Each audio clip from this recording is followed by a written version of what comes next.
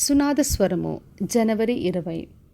విశ్వాసమునకు కర్తయు దాని కొనసాగించువాడినని యేసు వైపు చూచు మన ఎదుట ఉంచబడిన పందెములో ఓపికతో పరిగెత్తుదము. హెబ్రీలకు రాసిన పత్రిక 12వ అధ్యాయము 2వ వచనం.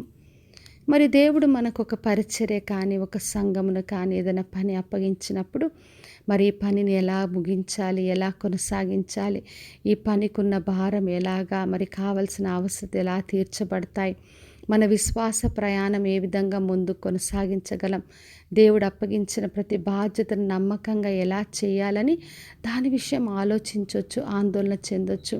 లేదంటే కుటుంబ విషయం, మనకిచ్చిన భారములు, పనులు కావచ్చు, ఉద్యోగము, వ్యాపారము, ఏదైనా కూడా అది ఎలా ముందుకు కొనసాగించాలి, మన తర్వాత దీన్ని ఎవరు చూసుకుంటారని కూడా మనం ఆలోచించవచ్చు. అయితే ప్రభు ఈ రోజున మనకు బయలుపరుస్తున్నాడు. తనే విశ్వాసానికి కర్త, దాన్ని కొనసాగించు వాడనని చెప్తున్నాడు. మరి దేవుడు ఏదైనా ఆరంభిస్తే దాని మధ్యలో ఆపివేసే దేవుడు కాదు. తప్పక దాన్ని కొనసాగించి దాన్ని గొప్పగా ముగించే దేవుడు. అందుకే పరిశుద్ధ గ్రంథంలో మనం చూసినప్పుడు ఆయన ఏ వాగ్దానం ఇచ్చినా, ఎవరికి ఏ పని అప్పగించినా ఆయన తోడుగా ఉండి సహాయం చేస్తూ ప్రతి ఒక్కటి కూడా గొప్పగా ముగించాడు.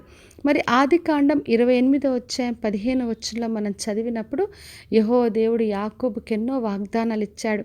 తర్వాత చెప్తున్నాడు, నేను నీతో చెప్పినది నెరవేర్చు వరకు నేను నిన్ను విడువను అంటున్నాడు. అంటే దేవుడు మనకి ఏదైనా వాగ్దానం ఇస్తే ఆయన మనల్ని విడిచిపెట్టడు.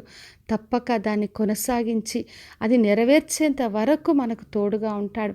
అందుకే మనము మన విశ్వాసాన్ని కర్త కొనసాగించేవాడైన యేసు వైపు చూస్తూ మనం ఓపికతో ముందుకు పరిగెత్తాలి. మనకు ఓపిక చాలా అవసరమైంది. ఎందుకంటే అన్నీ ఒకరోజు అయిపోవు. ప్రతి విషయంలో ఓపికతో, సహనంతో మనము ఆయన చెప్పినట్టుగా ఆయన వైపు చూస్తూ చేస్తున్నప్పుడు ప్రతి విషయంలో మనము గొప్పగా మేలును పొందుకోగలం. అందుకే ఫిలిప్పీలకు రాసిన పత్రిక 1వ అధ్యాయం 6వ వచనం రాయబడింది, ఈ సత్క్రియను ఆరంభించిన వాడు యేసు దినం వరకు దాన్ని కొనసాగిస్తాడని రూఢిగా నమ్ముచున్నానన్నాడు. కాబట్టి నా ప్రియ సహోదరి సహోదర, ఆయన ఆరంభించిన ఏ కార్యమైనా ఆయన తప్పక దాన్ని కొనసాగిస్తాడు.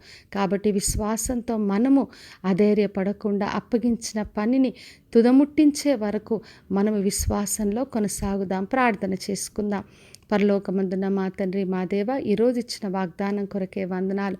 మీరే మాకు విశ్వాసాన్ని కర్తగా కొనసాగించి వాడినై ఉన్నందుకు వందనాలు.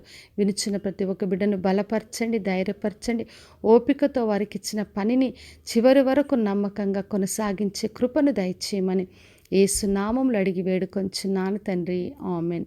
ఈ శుభవచనము వినిచున్న ప్రతి ఒక్కరి జీవితంలో నెరవేర్చబడునుగాక. నేను మీ ప్రియ సహోదరి మంజులా చరణ్.